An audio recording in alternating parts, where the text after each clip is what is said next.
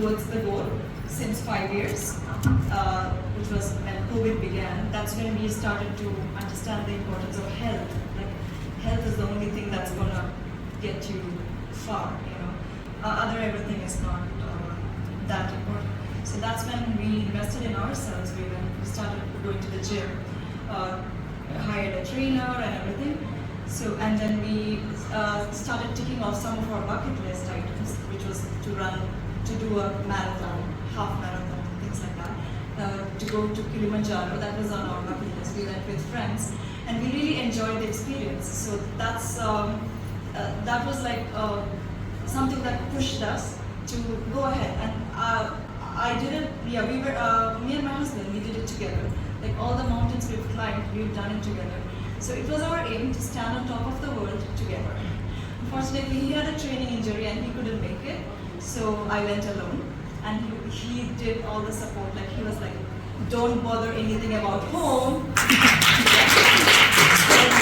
was like, "Don't worry about home at all because he's gonna take care." Like, because I used to be the one who picks up my daughter, drop my daughter from school, take her to all her other classes. He was like, "Don't just worry about it. I'm gonna take care of her.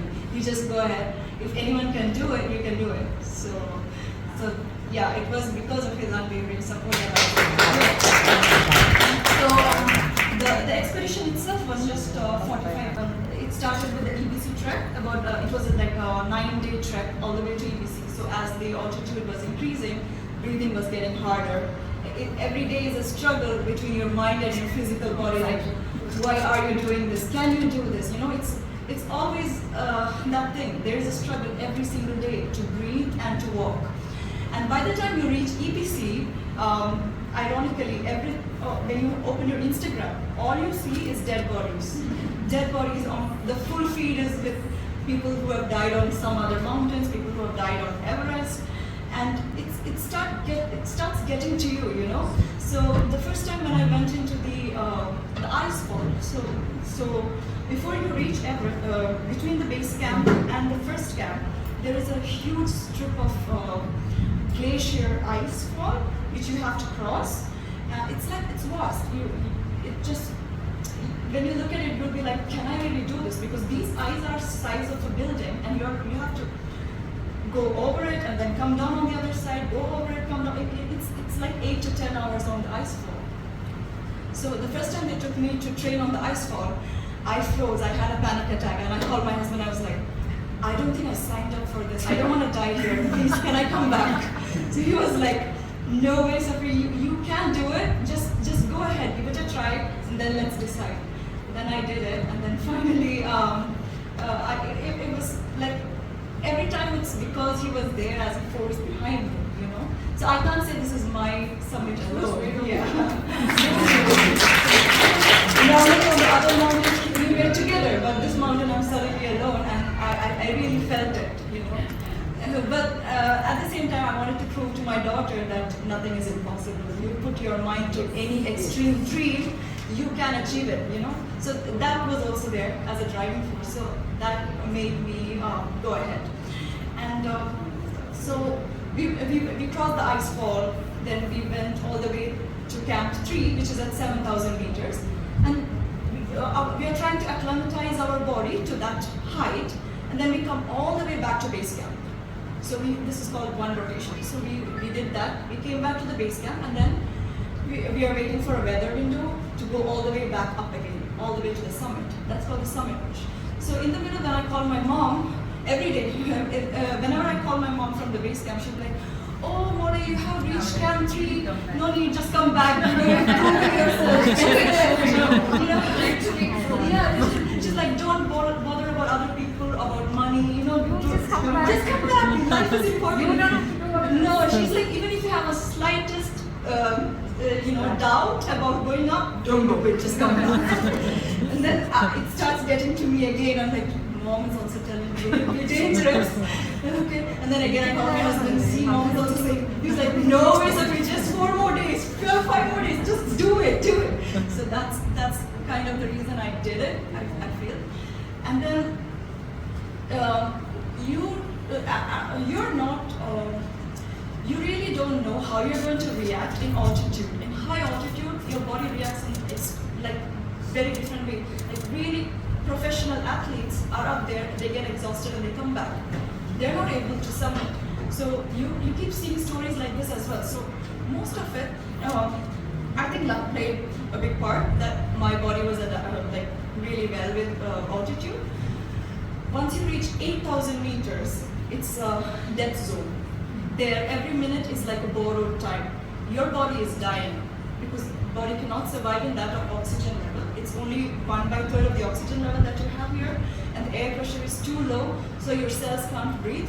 Even though you're using supplemental oxygen, your body is dying every minute that you're there. So I spent around 40 hours in the death zone, which is not normal, because when I reached the summit and while I was coming back, I was hallucinating and dizzy, so I couldn't really come down as fast as I wanted.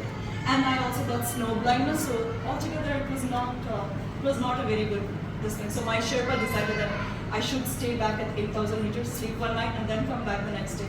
So my husband was tracking me all the way. So this was already a 24-hour trek, or more than 24 hours, because we started from Camp 3. Let me tell you how long it is. Like, we started early morning, 5 a.m. from Camp 3. We reached 2 p.m. in the afternoon at Camp 4. So, and all we're eating in the middle is just energy gel, or one piece of an apple and water. That's it. This is once I reached Camp 4, which is at 8,000 meters. At 4 p.m. No, at 2:30, and then at 8 p.m. we started going all the way up. So I had a little bit rest there, and then we are starting again. So at 8 p.m. in the night, we went for our final summit push. We reached the summit early morning at 10:30 a.m. So you need to see, it's very exhausting, and the problem is, once you reach the summit, it's not the end. Until there, the adrenaline has taken you, but once you reach there, it's like, now is the big duty. You have no energy left. All the adrenaline has gone, and you're looking steep down. It's very steep, and you're feeling dizzy. So it was really a struggle. And because everybody here is ladies, I wanted to tell you, at Camp 4, when I reached, it was not the time of my periods. My periods were over during my rotation. So at camp, there was still 10 more days for my period to come. So I was sure that I wouldn't get my periods. At Camp 4, I took we pee in pee bottles because it's too cold to go outside and expose yourself. So we used a bottle. I peed and it was completely red.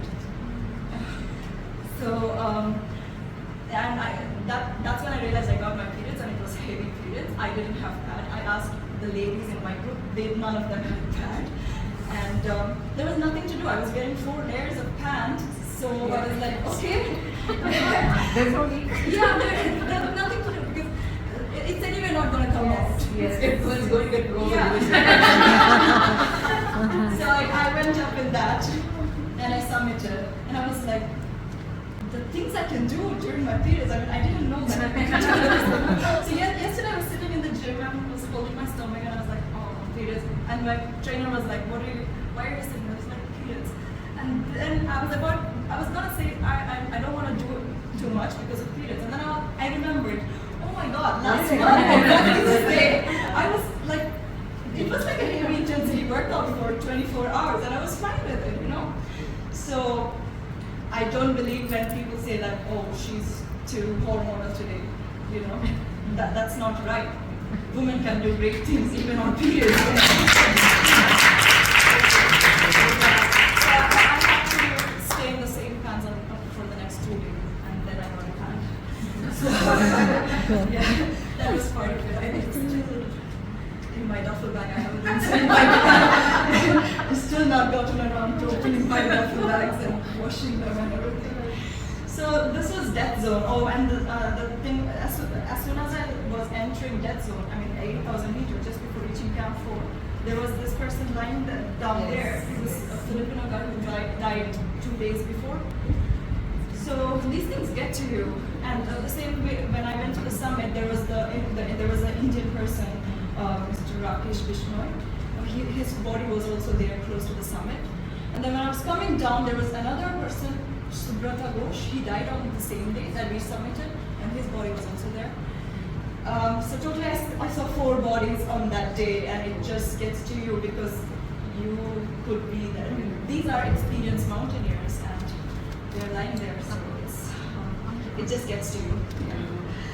So I feel that if you have that support system, like I did, I was really lucky to have that.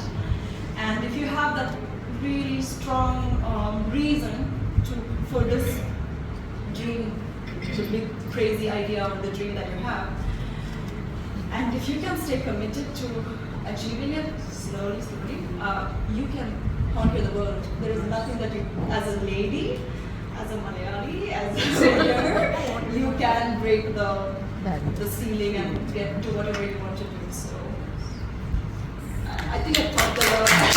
If you want to ask me any questions, I would be very happy to answer, like something specific that you want to do. To them? Yeah. Oh, I heard that in one of the interviews. She packed her bags and she said, in case something happens to me, just give this up. Yeah, I got a lot of those IKEA cardboard boxes and I packed them all of my clothes in it. And they're still in the cardboard boxes actually. Yeah, I packed them all. They didn't know it. And so my cupboard is full of cardboard boxes now. Yeah, filled with my clothes. So I was like, in case I die, they don't have to go through my stuff. That was very considerate. And also there is another thing, just before we left, when we were signing up, they sent you a form saying that what do you want us to do with your body? So that's the time it actually hits you like, oh, now it's real. You know, do you want us to just leave it on the mountain? Do you want us to cremate it in Nepal, or do you want us to repatriate the body back home? What did you feel?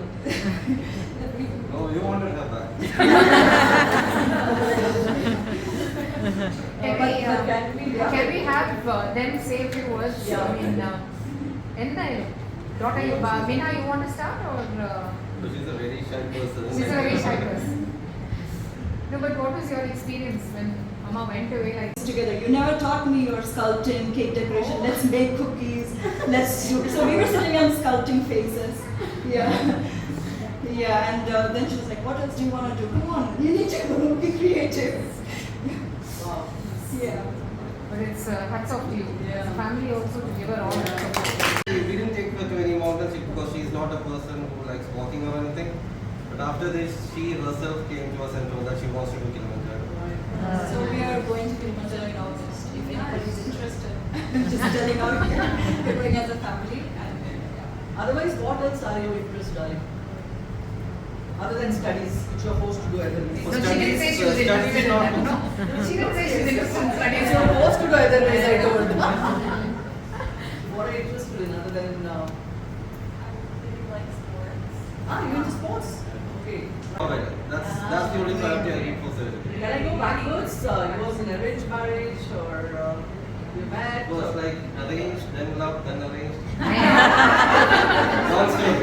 No, but you like the same things. So Yeah. Oh yeah, that combination. one, we are very lucky that all our interests are aligned. We don't have any. If one of us selects some project, it's a go from He the just other jumps side. on board. I select the project and he just jumps on board. So he adjusts. I don't know. Nice. So which part of Kerala are you from? From Kannur. Kannur.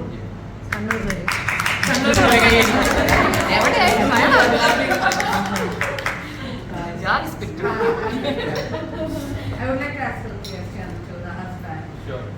She said after she came back after the summit, her body was so weak and all Yeah. that. Okay. As per my understanding, in space when the astronauts go and when they return, Yeah. they'll be brought up in a capsule. Okay, Okay. so that they can adjust their body weight and the pressure and everything. So, wouldn't these people also need that? No, if you can answer it as a Yeah. medical person. Yeah. So when you're in space, it's a different thing. You don't use your muscles. You don't have any load on your muscles. You're free movement.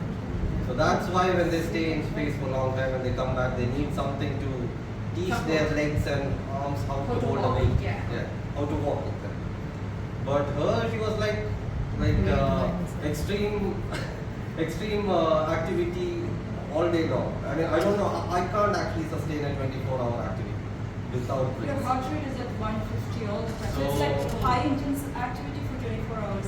hours. It's just the So oxygenation that after doesn't coming back, happen. taking That's a the reason why it rest breaks. was, had created a little problem. Yeah, actually, she started losing weight when she reached back. She lost around, in 10 4 days, she kilos. lost 7 kg. Yeah, okay, yeah. So it was all muscle mass what she lost. And then I think it's, I asked some people who has done mountains, so they told that it happens, you lose proteins or your muscles when you come down. And the other worry we had was her fingers actually, so Oh, that that's was- frostbite. Frostbite, The yeah. frostbite. So I raised hell here, like I asked lots of plastic surgeons and everyone. So we think that okay, now it's like But- you but reached it back in one normalizes, piece, right? so With frostbite? This is not very serious frostbite. So That is the frostbite. Yeah. That burns one. Yeah. Normally people lose their fingers. Because one of my teammates lost all 10 of his toes. The same. Actually, that was what came into my mind when I heard that, okay, such a person has submitted. Yeah. That was